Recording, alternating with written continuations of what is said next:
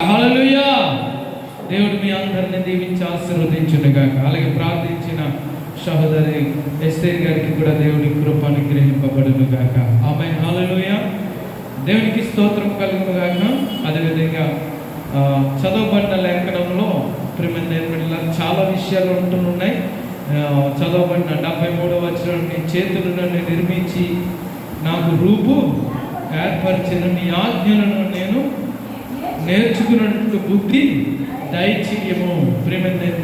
కాబట్టి ఆయన చేతులు మనల్ని నిర్మించే 81వ వచనం కాడికి వస్తే, నీ రక్షణ కొరకు నా ప్రాణము ఇక్కడ నిర్మించాడు, అక్కడికి రక్షణ కొరకు ప్రయాస పడుతూ ఉన్నాం. నిజంగా మనం దేవుడు గొప్ప దేవుడు కాబట్టి మన యొక్క ఆలోచనలు ఆయనకు ముందే తెలిసే ఉన్నాయి. కాబట్టి ఆయన నిర్మించాడు కాబట్టి మనం ఎలా ఉంటామో, మన స్వభావం ఎలా ఉంటుందో, మన ఆలోచనలు ఎలా ఉంటాయో, మన తలంపులు ఎలా ఉంటాయో సమస్తం ఆయనకు ఎరిగినవాడు. అందుకనే ప్రభువు చెప్తూ ఉన్నాడు, ప్రియమైన బిడ్డలారా, మనం కూడా అంటూ ఉంటాం కదా, ఫస్ట్గా రక్షణ పొందుకున్నాం అనుకోండి, అగ్గిలా ఉంటాం, ముట్టుకుంటే కాలిపోతాం, అంత భక్తిగా ఉంటాం. కాలి కాస్త అందుకనే దేవుడు మన పరిస్థితులు ఎరిగి ఆరంభము కంటే కార్య నీవు భక్తి కొనసాగించడం ముఖ్యం కాదు, కానీ నీ బిగినింగ్ ఎలా ఉన్నా. క్రైస్తవుల బిగినింగ్ ఎవరిది కూడా సరిగా ఉండదు. చూడండి, ఏ ఒక్కరిది కూడా బిగినింగ్ ఎంత భక్తిపరుడైనా, ఎంత భక్తి పరుడి సేవకునికి పుట్టిన బిగినింగ్ అనేది కొంచెం గొప్ప ఎలా ఉంటుంది, చెడినిదిగా ఉంటుంది. కానీ దాన్ని ఎప్పటికీ దాన్ని ఫుల్ఫిల్ అవుతుంది అంటే ముగించడంలో ఫుల్ఫిల్ అవుతుంది. మనం రక్షణ పొందుకోవడం గొప్పతనం కాదు, కానీ ఆ రక్షణ అంతము వరకు కాపాడుకోవడం గొప్పతనం. ఆమేన్. హల్లెలూయా. అవునా కదా? బిల్డింగ్ కట్టడం గొప్ప కాదు. 3 సంవత్సరాలకు ఒకసారి ఏం చేయాలి? పెయింట్ వేయాలి. పెయింట్ అయిపోతుందా? ₹1,00,000 అవుతుంది ఒకసారి పెయింట్ వేయాలంటే. అవునా కదా? అవుతుందా? అలాగే కట్టడం గొప్ప కాదు, దాన్ని కాపాడటం గొప్ప. అవునా కదా? మనం రక్షణ పొందుకోవడం గొప్ప కాదు, ఆ రక్షణని అనుదినమును ఎలా చేయాలంట? మనం ఎలా ఉంటామో అంటే కీర్తనకారుడే చెప్తూ ఉన్నాడు. చూడండి, 84వ కీర్తన 2వ వచనంలో, యెహోవా మందిరావరణమును చూడవలనని నా ప్రాణము ఎంతో 84వ కీర్తన 2వ వచనం 2వ వచనం 84:2. యెహోవా మందిరము ఆవరణము చూడవలెనని ఎంతో. ఇది ఈ ఆశ ఎవరికుంటది?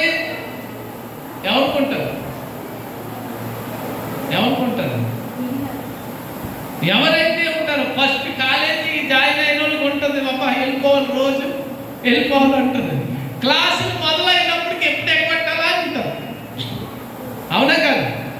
క్లాసులు మొదలైనప్పటికీ ఆ పీరియడ్ వచ్చినప్పటికీ చాలు, అయ్యి బాబోయ్ మనం కడుపు నొప్పి వచ్చేసిందంటే, లేకపోతే బాత్రూమ్ కానీ రాకపోతే చెప్పేసి వెళ్ళిపోతాం. అవునా కదా? చూడండి, వెళ్ళినప్పుడు రోజు. కాబట్టి మన ఆసక్తి కూడా అంతే ప్రభు సన్నిధిలో. అందుకని అంటున్నాడు, చదువుదాం, వచ్చినాడు చదువు.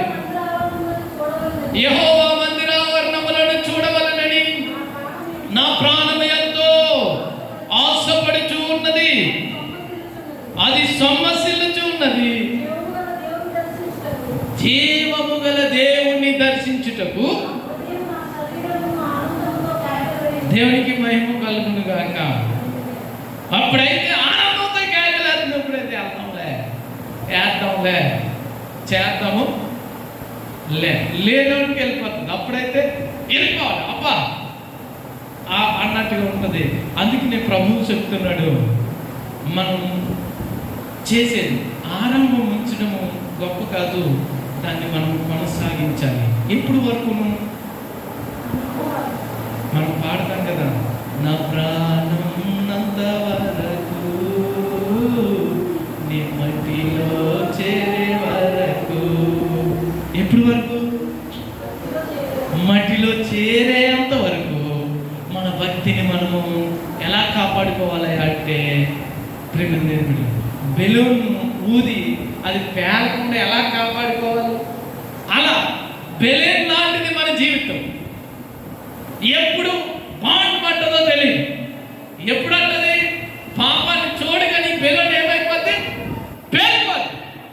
కానీ పేలకుండా కాపాడుకోవాలి, పేలకుండా కాపాడుకోవాలి. కాబట్టి ఎప్పుడు వరకు అంటే మట్టిలో చేరేంత వరకు. ఆమేన్, హల్లెలూయా. కాబట్టి అట్టి రీతిగా మనం భక్తిని కొనసాగించాలని ప్రభు పేరట మనం చేస్తున్నాం. దేవునికి మహిమ కలుగును గాక. అయితే వాక్య భాగంలోనికి వెళ్దాం. ప్రేమని దేవుని బిడ్డలారా, భక్తులు తన ప్రజల కొరకు చేసిన ప్రార్థన. భక్తులు తన ప్రజల కొరకు చేసిన ప్రార్థన. అవునా కదా? మనం కూడా చేస్తూ ఉంటాం కదా, చేస్తామా లేదా? మనం కూడా చేయలేదా? ఎవరు ఎవరి వరకు చేయలేదు. ఇప్పుడే కదా మనం చేసాం, అన్నింటి వరకు చేస్తామా లేదా?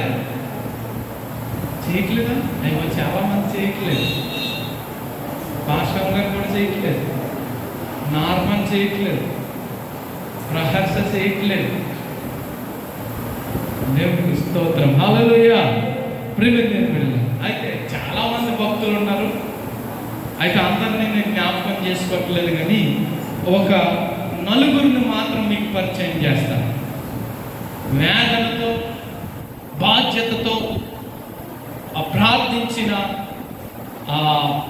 భక్తులు ఒక నలుగురిని మాత్రమే మీకు పరిచయం చేయాలని ఆశపడుతూ ఉన్నాను. అబ్రహాము లోతు కొరకు ప్రార్థన చేశాడు. మొట్టమొదటిగా అబ్రహాము లోతు కొరకు ప్రార్థన చేశాడు. ఆ సందర్భం అంతా మనకు తెలుసు.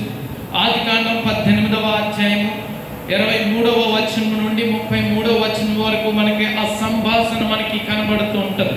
అయ్యా, ఒకవేళ ఇక్కడ 50 మంది నీతిమంతులే ఉంటే ఈ ప్రాంతాన్ని నాశనం చేయకుండా ఉంటావా అని అన్నప్పుడు ఎస్.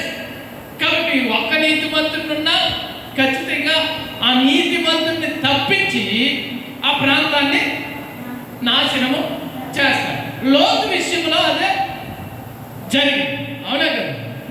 అక్కడే నీతిమంతుడు ఉన్నాడు, ఎవరు తప్పించబడలేదు. వారి కుటుంబము రక్షింపబడింది. ఆ కుటుంబమే నీతిమంతులుగా తీర్చబడ్డారు. కాబట్టి వారి కొరకు అబ్రహాము విజ్ఞాపన చేస్తున్నాడు. విజ్ఞాపన ప్రార్థన అనేది చాలా ప్రాముఖ్యమైనది. మనము మన కుటుంబానికి విజ్ఞాపన ప్రార్థనలు చేయాలి. మనం చేస్తాం విజ్ఞాపన ప్రార్థనలు. ఎప్పుడు చేస్తామయ్యా అంటే తెల్లవారుజామునే 11 గంటలకి విజ్ఞాపన ప్రార్థన చేస్తాం. ఎన్ని గంటలకి? తెల్లవారుజామున 11 గంటలకి అండి. వాళ్ళు అప్పుడే లేపుతారు. మరి లేచినప్పుడు 11 అవుతామయ్యా, తెల్లారింది. మనం 11 గంటలకి విజ్ఞాపన ప్రార్థన చేస్తాం. పెట్టి బేడ బుట్ట అంతా చదువుకి వెళ్ళిపోతాడు. ఎవరు? ఏసే. వెళ్ళిపోయిన తర్వాత అప్పుడు మనం విజ్ఞాపన చేస్తాం. విజ్ఞాపన ప్రార్థన ఎప్పుడు చేయాలి? మొదటి జామునే మనం విజ్ఞాపన ప్రార్థన దేవుని సన్నిధిలో చేయాలి. రేయి మొదటి జామున విజ్ఞాపన ప్రార్థన మన కుటుంబం కొరకు చేయాలి. తదుపరి మన కుటుంబం అయిన తర్వాత అందరి కొరకు, లోకం కొరకు, అధికారుల కొరకు, నీ స్నేహితుల కొరకు, నీ చుట్టుపక్కల ఉన్న వారి కొరకు, నీ ఇరుగు కొరకు వారి కొరకు మనం ప్రార్థన చేయాలి. తెల్లవారుజామున 11 గంటలకు కాదు, తెల్లవారుజామున ఎన్ని గంటలకి? 3 గంటలకే మనం లేచి, ప్రియమైన బిడ్డలారా, కనీసం స్నానం చేయకపోయినా, అంటే రాత్రి ఎలాగా స్నానం చేస్తాం కాబట్టి లేచిన వెంటనే ఏం చేస్తామంటే మోకాలు లేచేస్తాం. అవునా కదా? ఎందుకంటే వర్షాకాలం వచ్చేది, మళ్ళీ చలికాలం కాబట్టి పాస్టర్ గారు ఎట్టి స్నానం చేయకుండా ప్రార్థన చేసేయమంటున్నారు అంటున్నాడు. నేను చెప్పట్లేదు, బైబిల్ చెప్తుంది. ఒకసారి స్నానం చేస్తే కాళ్ళు చేతులు కడుక్కుంటే చాలని యేసు ప్రభువుల వారే చెప్పారు. అవునా కదా? అలాగైతే నన్ను నిలువెల్లా కడిగే ప్రభు అని పేతురు గారు అన్నప్పుడు, అయ్యా నువ్వు ఆల్రెడీ స్నానం చేసే కదా వచ్చావు, చేసావు కాబట్టి నిన్ను నిలువెల్లా కడగనవసరం లేదు, నువ్వు కాళ్ళు చేతులు కడిగిని అని ఎక్కువ జామునే మనం ఏం చేయాలి అంటే కాళ్ళు చేతులు ముఖం కడిగిని ఉదయాన్నే 3 గంటలకే మనం ప్రార్థన చేసేవారుగా ఉండాలి. అలా మనం ప్రార్థన చేయగలుగుతున్నామా? కనీసం 3 కాకపోతే 4 గంటలకి లేచే వాళ్ళు ఉన్నారా? పోనీ 4 కాకపోతే 5 గంటల కన్నా లేచేవారు ఉన్నారా? సర్మేలు అంటారు తెల్లవారుజాము 11 గంటలకు లేస్తామంటే అంటారు. అవునా కదా? కాబట్టి ప్రభు సన్నిధిలో ఈ అబ్రహాము లోతు వరకు ఎంతో విజ్ఞాపన ప్రార్థనలు చేస్తూ ఉన్నాడు. చూడండి, సంఖ్యాకాండం 16వ అధ్యాయం 22వ వచనం. సంఖ్యాకాండం 16వ అధ్యాయం 22వ వచనం.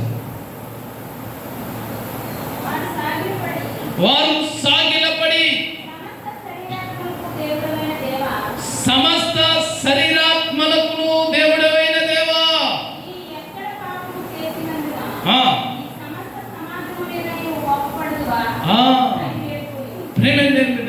ఈ సమస్త జనముల పైన కోపపడదు అని వేడుకున్నప్పుడు, అయ్యా పాపం చేసిన వాళ్ళని ఎవరిని విడిచిపెట్టను, అయితే నీతిమంతులుగా ఎవరైతే ఉంటావో వారిని మాత్రం నేను తప్పిస్తాను. అబ్రహాము చేసే ప్రార్థనలో నీతిమంతుడైన లోతు తప్పించబడ్డాడు. కాబట్టి ఆ నీతిమంతులుగా కుటుంబంలోనే ఉంది. లోతు భార్య ఎక్కడుంది? నీతిమంతుల కుటుంబంలోనే ఉంది. కానీ అవిశ్వాసంతో ఉంది, కొంత భక్తితోనూ కొంత లోకములో ఉంది. దేవుడు చెప్పాడు, చెప్పింది మనం చెయ్యాలి అంటే. వెనక్కి తిరగకుండా ఊరు ప్రాంతానికి వెళ్ళిపో అన్నాడు. ఈమె సగం దగ్గరికి వెళ్ళి ఎలా కాలుతుందో చూద్దామని మనం వెనక్కి తిరిగి చూస్తే ఏదోటి జరుగుతుంది. మన ప్రార్థనలో ఇలా చూడు అలా చూడు అంటూ ఉంటారు. ఎందుకంటే మన ప్రార్థన ఏకాగ్రత దేవునితో ఉండకుండా చేస్తూ ఉంటారు. ఏదోటి జరుగుతుంది. నువ్వు మూసిన కళ్ళు మళ్ళీ ఆమేన్ అనేంత వరకు కళ్ళు తెరగడు. కొంతమంది చాలా చక్కగా ప్రార్థన చేస్తారు. 3 గంటలకి ఇడ్లీ పొయ్యి మీద పెట్టి ప్రార్థన చేస్తారు. 3 ఇజిల్లు వెళ్ళినప్పటికీ మళ్ళీ స్తోత్రం అంటే వెళ్ళి స్టవ్ కట్టేసి మళ్ళీ వచ్చి మళ్ళీ మోకాలు వేస్తూ ఉంటారు. మళ్ళీ అన్నం పొయ్యి మీద పెడతారు. మళ్ళీ 2 ఇజిల్లు వస్తాయి. 3వ ఇజిల్కి వెళ్ళి మళ్ళీ అక్కడికి వెళ్ళినప్పుడు 3వ ఇజిల్లు వస్తుంది. కానీ స్తోత్రం అంటుంది మళ్ళీ. అదేంటంటే మరి పిల్లల్ని స్కూల్కి పంపించాలి కదా, కాబట్టి ఇది కూడా ఒక భాగం. మన ఏకాగ్రత దేవుడి మీద లేదు. దేని మీద ఉంది? పొయ్యి మీద ఉన్న పాత్ర మీద ఉంది. కాబట్టి మన ఏకాగ్రత దేవుడి పైన ఉండాలి. అందుకనే అబ్రహాము ఏకాగ్రతతో ప్రార్థన చేశాడు కాబట్టి అబ్రహాము ప్రార్థన విన్నట్లుగా మనం చూస్తూ ఉన్నాం. రెండోది, ఇశ్రాయేలీయుల కొరకు మోసే ప్రార్థన చేశాడు. ఇశ్రాయేలీయుల కొరకు మోసే ప్రార్థన చేశాడు. ప్రేమని బిడ్డలేదు ఎలా చేశాడు చూడండి. కీర్తనల గ్రంథం 106వ కీర్తన. కీర్తనల గ్రంథము 106వ కీర్తన 23వ వచనం. కీర్తనల గ్రంథము 106వ కీర్తన. అప్పుడు ఆయన వారిని నశింపజేసిదన నేను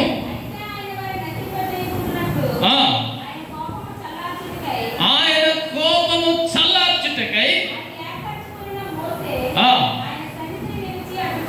దేవునికి స్తోత్రము కలుగును గాక. వారిని నశింపజేస్తాను అంటే మోసే ఆయన సన్నిధిని నిలిచి అడ్డుపడ్డాడు. దేవుడే నాశనం చేసేస్తాను అంటున్నాడు ప్రజల్ని. కానీ మోసే భలే చేసావు ప్రభువా నువ్వు అంటావు. మన ప్రార్థన ఎలా ఉంటుంది అంటే అబ్బా వాళ్ళకి అలాగే జరగాలి, వాళ్ళు దిక్కు తీరింది, లేకపోతే అసలు భూమి మీద నడుస్తలేదు ప్రభువా. మనం నడుపుతున్నాం ఏంటి? భూమి మీద అడిగి అడుగుతున్నామా? మరి దేని మీద అడుగుతాం అంటే చెప్పులు వేసుకుంటున్నాం కదా, భూమి మీద అడిగి అడగట్లేదు అది, అవునా కదా?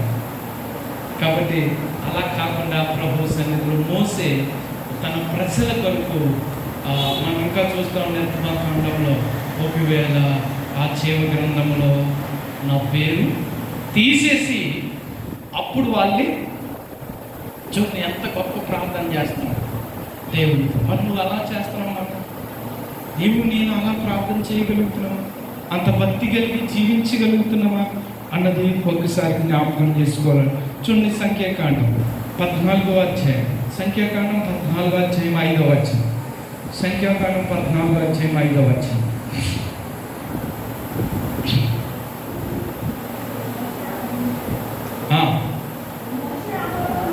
మోసే అహరోనులు సాగిల పడిరి. సర్వ సమాజము దగ్గర మోసే అహరోనులు సాగిల పడుతూ ఉన్నారు. అదే అధ్యాయం 22వ వచనాన్ని కూడా ఒకసారి చదువు.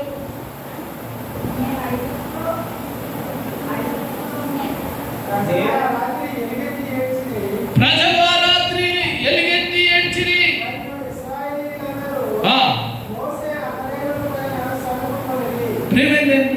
ఎందుకు సనుకున్నారు? ఇంతగా విజ్ఞాపన చేస్తూ ఉంటే వీరికి శోధన ఎదురైంది.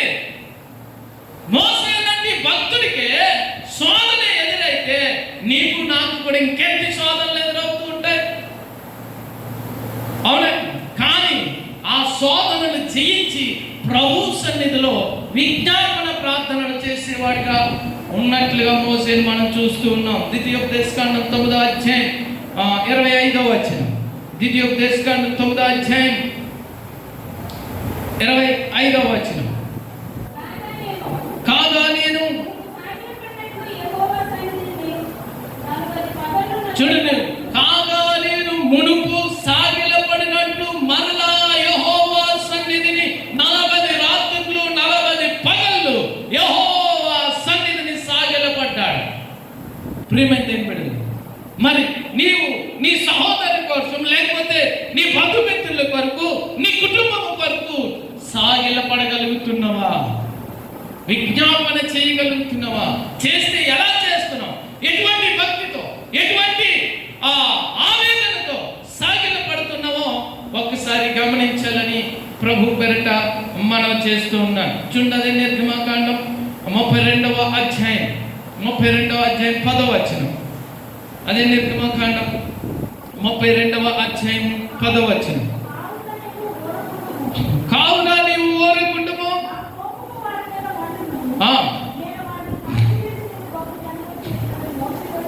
చూడండి, అదే ఆఫర్ మనకు వచ్చింది అనుకోండి, అదే ఆఫరు దేవుడి దగ్గర నుంచి మనకు వచ్చింది అనుకోండి, ప్రభువా నేను పక్కకు ఉంటాను ప్రభువా నువ్వు కానిచ్చే అంటామా లేదా? కానీ మోసే చెప్తున్నాడంటే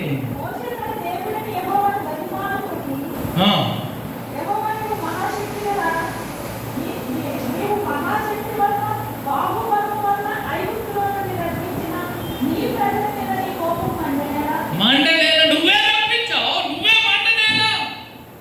ప్రేమ అప్పుడే అంటాడు ఆ మాటను మనం చూస్తూ ఉంటాం. ప్రేమ బ్రతిమాలుకుంటాడు. నువ్వు తీసుకొచ్చినవాడు యెహోవా దేవుడు సమర్థత లేనట్టు వాడు కాబట్టి ఐగుప్తు నుండి నడిపించిన ఇశ్రాయేలు ప్రజల మధ్యలోనే నశింపజేశాడని ఆ సెటప్ పేరు నీకెందుకు ప్రభు అని ప్రభు సన్నిధిలో మోసే విజ్ఞాపన చేస్తూ ఉన్నాడు. మోసే ప్రార్థనను దేవుడు ఆలకించాడు. ఆమేన్, హల్లెలూయా. ఈనాడు నీ ప్రార్థన నా ప్రార్థన ఆలకించగలుగుతున్నాడు. అంత రోషం కలిగి మనం ఎందుకు ప్రార్థన చేయలేకపోతూ ఉన్నాం? ప్రేమిందేంద్రుడు గమనించాను. 3వ వ్యక్తి ప్రేమిందేంద్రుడు. యూదుల కొరకు ఎస్తేరు ప్రార్థన చేసింది. యూదుల కొరకు ఎస్తేరు ప్రార్థన చేసింది. ప్రేమిందండి. ఎస్తేరు గ్రంథం 4వ అధ్యాయం 16వ వచనం. ఎస్తేరు గ్రంథం 4వ అధ్యాయం 16వ వచనం.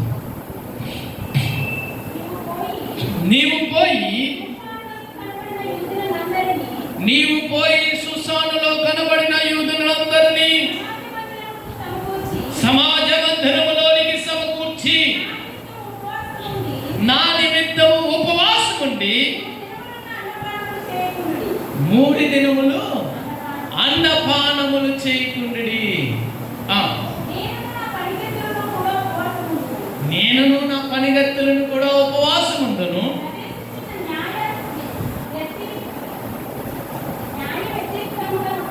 నేను ప్రవేశించుట న్యాయ వ్యతిరేకముగా ఉన్నను. రాజునొద్దకు ప్రవేశించుదును. 17వ వచనం. నేను నశించినా నశిస్తాను, పర్వాలా, నా ప్రజల కొరకు, నా జాతి కొరకు, నా కుటుంబం కొరకు అని వాళ్ళు ప్రార్థన చేశారు.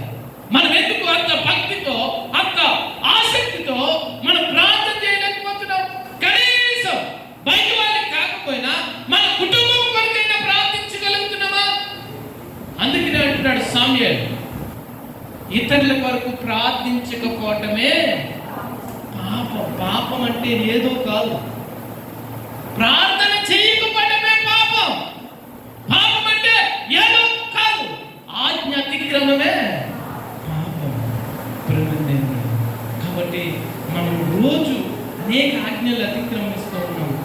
అనేకుల కొరకు మనం ప్రార్థించలేకపోతున్నాం. సమయం ఉంది, అవకాశం ఉంది, కానీ ప్రార్థించలేకపోతున్నాం. అది పాపముగా మన జీవితాలలో మారిపోతుంది. ప్రేమండి, చిన్న పాపం పాపం పాపం పాపం అలా పోగయి ఏమవుతుంది? చూడండి, చిన్నప్పుడు కాకి కథ తెలుసా? కాకి కథ తెలుసా లేదా? కాకి కథ దేవునికి స్తోత్రం కలుగుతుంది. కాకి కొండలో అడుగు నీళ్ళు ఉన్నాయి. కాకి కొండలో అడుగున నీళ్ళు ఉన్నాయి. ఇప్పుడు ఏం చేసింది? ఒక్కో రాయి తెచ్చి ఏం చేసింది? కొండలో వేయగానే ఏమైంది? రాయ పాపం అనుకుందాం, నీరు మనం అనుకుందాం. ఓకే, రాయ పాపం అయితే, నీరు మనమైతే, ఒక్కో రాయ దాంట్లో వేస్తే, ఒక్కో పాపం దాంట్లో వేస్తే ఇప్పుడు ఎన్ని పాపాలేవి? అవునా కాదు? మరి మన పాపాలు చిన్న పాపం ఒక అత్యాతిక్రమం మోపుడు పాపాలు అయితే మరి మన ప్రార్థన దేవుడు ఎలా ఆలకిస్తాడు? దేవుడు అంటున్నాడు, ఏ నాటి కీడు ఆనాడే ఏం చేయాలి? కడిగేసుకోవాలి. అంతే కదా? ఏ నాటి కీడుని ఆనాడే. ఇప్పుడు చీతికిందండి, వారం రోజులు పోయిన తర్వాత కట్టు కడతారా? ఏం చేస్తారు? వెంటనే కట్టు కడతారు. ఒకవేళ ఈ రోజు కట్టారు కాబట్టి ఇంకా కొద్దిగా శుభ్రవంతం వాళ్ళు ఉన్నారనుకోండి, ఏం చేస్తారు? మళ్ళాడు తీసేసి డ్రెస్సింగ్ అలా వదిలేసి, నిన్నే కదా కట్టాం, వదిలేస్తే ఏమవుతుంది? మరి మన పాపాలు ఏనాడు ఆనాడు కట్టుకోకపోతే ఏమవుతాయి? పెరిగిపోయి ఇన్ఫెక్షన్ అయిపోయి మన పీకే మనలే ఇన్ఫెక్షన్ అయ్యి ఏమవుతుంది? ప్రాణాల మీదకి వస్తుందా లేదా? ఆ పాపం ఏంటో ఏం చేస్తుంది? పెద్దదయ్యి చిన్న పాపం మనల్ని ఏం చేయలేదు. ఆయన ఒకే పాపం వచ్చేసి ఏమవుతుంది? ఒక వైరసే అవుతుంది. ఏదైనా సరే 10 వైరస్లు వెళ్ళవు. అవునా కదా? దోమ కుట్టిందనుకోండి, డెంగీ దోమ కుట్టిందనుకోండి, ఒక 100 వైరస్లను పంపదు, ఒక వైరస్నే పంపుతుంది. ఇప్పుడు ఏం చేస్తుంది? ఆ వైరస్ దాన్ని ఉత్పత్తి చేసుకుని అన్ని అవుతాయి, గంపుడు అవుతాయి. అవునప్పుడు అటాక్ చేస్తాయి, సైనికులు వదులుతుంది అన్నమాట. అప్పుడు దాకా ఏమంత మౌనంగా ఉంటుంది, ఒక్కసారి ఉంటుంది, మనం లేచి నిలబడలేము. ఇంకొకరు లెగదీసిన ఇయ్యొక్కరు లెగదీసిన ఏం చేస్తాయి? ఆలేసేస్తాం. ఎందుకని? ఎక్కువైపోయింది. అవునా కదా? కాబట్టి అప్పుడు మొదట్లో ఏం చేయాలి? మనం కడిగేసుకోవాలి. కాబట్టి అటు రీతిగా ప్రభు సన్నిధిలో విజ్ఞాపన చేయాలని ప్రభు పేరట మనం చేస్తూ ఉన్నాం. చూడండి, యెషయా గ్రంథం 22వ అధ్యాయం, యెషయా గ్రంథము 22వ అధ్యాయం 12వ వచనం. త్వరగా టైం అవుతుంది కాబట్టి త్వరగా 12:22 సారీ. ఆ దినమున చుట్టకును అంగలార్చుటకును ఏ దినాన? పాపమైన దినాన తల ఓడి చేసుకొనుటకును గోలుబట్ట కట్టుకొనుటకును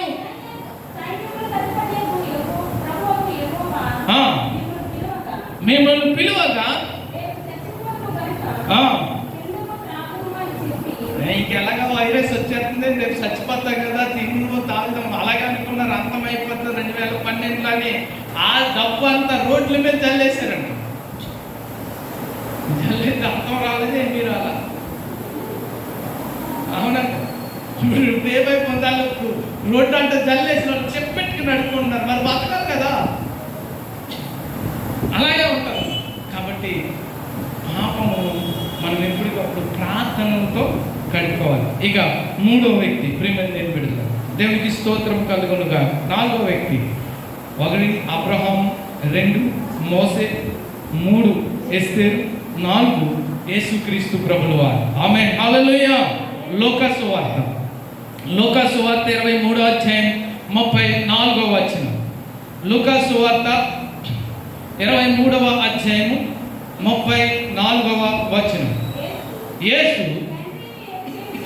తండ్రి వీరేమి చేయుచున్నారో వీరెరుగరు కనుక వీరిని క్షమించమన్నాడు. చూడండి, ఎంత శ్రమ పెడుతున్నారు, ఎంత హేళన చేస్తున్నారు. కానీ యేసయ్య ప్రేమ చూసారా?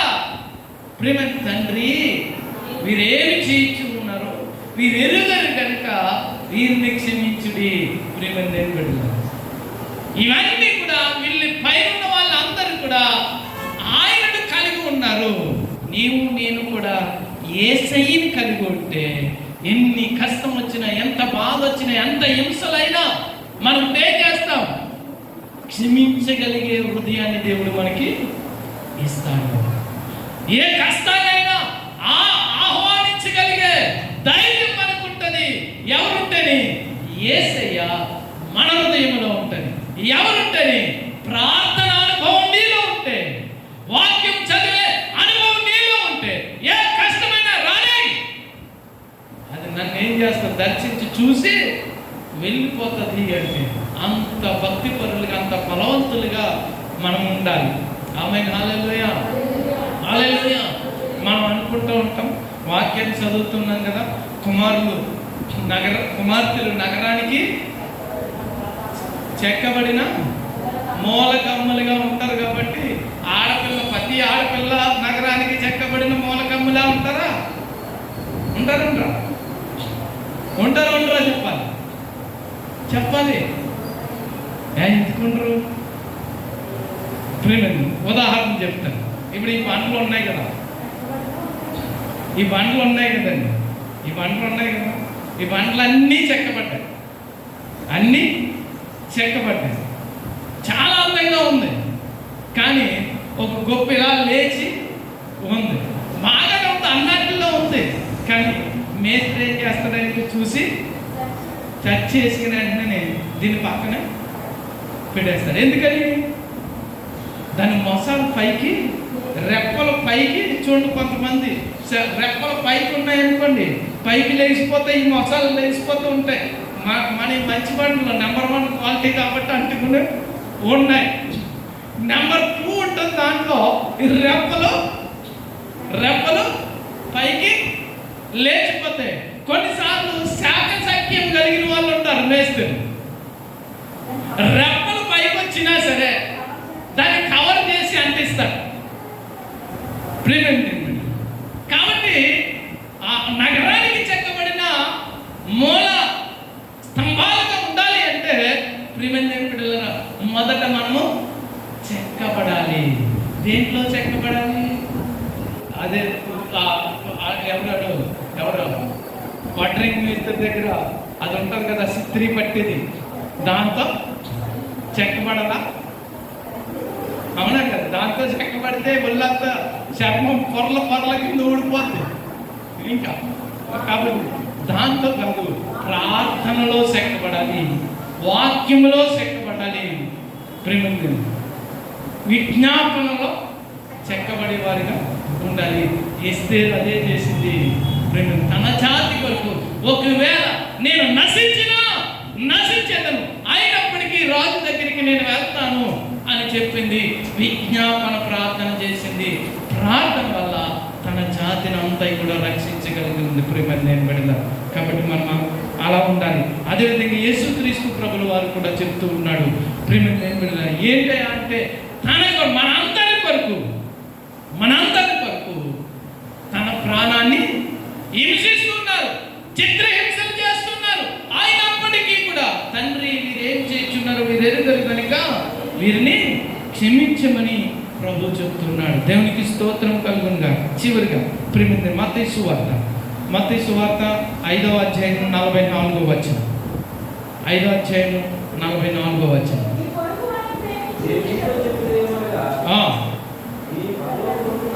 మీ పరలోకమందున్న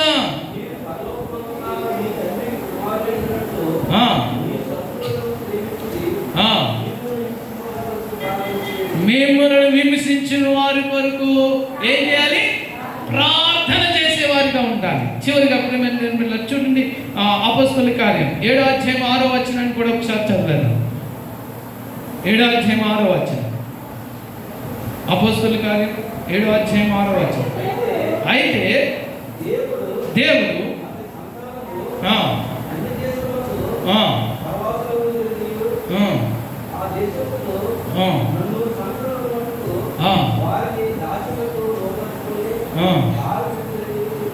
దేవునికి స్తోత్రం కలుగునుగా. అయితే దేవుడు అతని సంతానమును అన్య దేశములో ప్రేమించారు. ఒకవేళ దేవునికి లోబడకపోతే, దేవుని మాట వినకపోతే ఏమవుతామంట?